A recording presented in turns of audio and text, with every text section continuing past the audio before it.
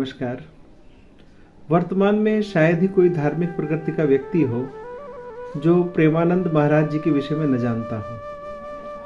विराट कोहली भी उनके दरबार में पहुंचे, अनुष्का भी उनके दरबार में पहुंची और बहुत सारे लोग उनके यहाँ पर पहुंचकर अपने प्रश्नों के उत्तर प्राप्त करते हैं और अपने जीवन को धन्य और संतुष्ट समझते हैं।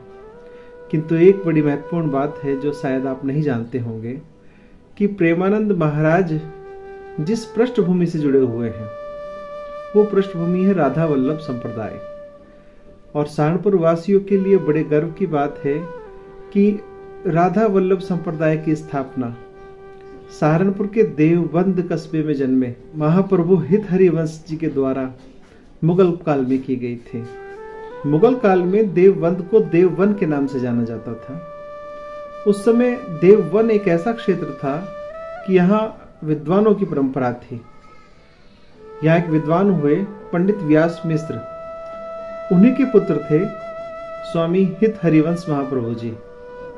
कहते हैं कि बचपन में वो देवबंद के ही नवरंगी लाल मंदिर के प्रांगण में बने एक कुएं के अंदर गए थे और वहां से उनके हाथ में भगवान श्री कृष्ण की एक अद्भुत प्रतिमा प्राप्त हुई थी।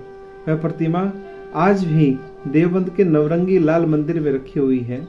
अपनी उम्र के 31वें या 32वें वर्ष में वे वृंदावन चले गए थे और वहां उन्होंने ये विधान दिया था कि अगर श्री कृष्ण की आराधना करनी है तो उसका माध्यम केवल राधा है। राधा की भक्ति से ही श्री कृष्ण प्राप्त हो सकते हैं। ये गुरु मंत्र महाप्रभु हित हरिवंश जी ने दिया था, जिनका जन्म सहारनपुर की पावन भूमि पर हुआ था। लेकिन दुर्भाग्य की बात यह है कि सहारनपुर की पावन भूमि में उनके नाम से कोई एक स्थान भी नहीं है। सहारनपुर का नगर तो उनके नाम को जानता भी नहीं है। हमारे जनप्रतिनिधियों और प्रशासनिक लोगों को यह कर्तव्य बनता है कि ऐसे महान संत की स्मृति में कोई स्थान बनना चाहिए नगर के अंदर। ऐसे महापुरुषों का स्मरण करना बहुत जरूरी है। महाप्रभु हित हरिवंश जी ने न केवल राधा वल्लभ संप्रदाय का प्रवर्तन किया था, बल्कि वृंदावन में श्री कृष्ण जी की लीलाओं की स्थलियों की खोज भी उन्होंने की थी। उन्होंने बड़े महत्वपूर्ण ग्रंथ लिखे। वो एक महान साहित्यकार थे। उनकी संस्कृतनिष्ठ ब्रज भाषा आज भी लोगों का मन मोह लेती है। उनके कई ग्रंथ हैं जो साहित्य में अपना अलग स्थान रखते हैं।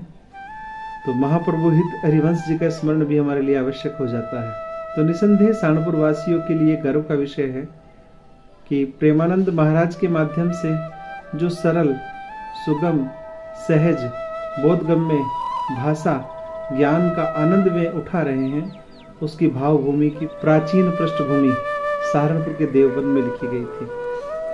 धन्यवाद।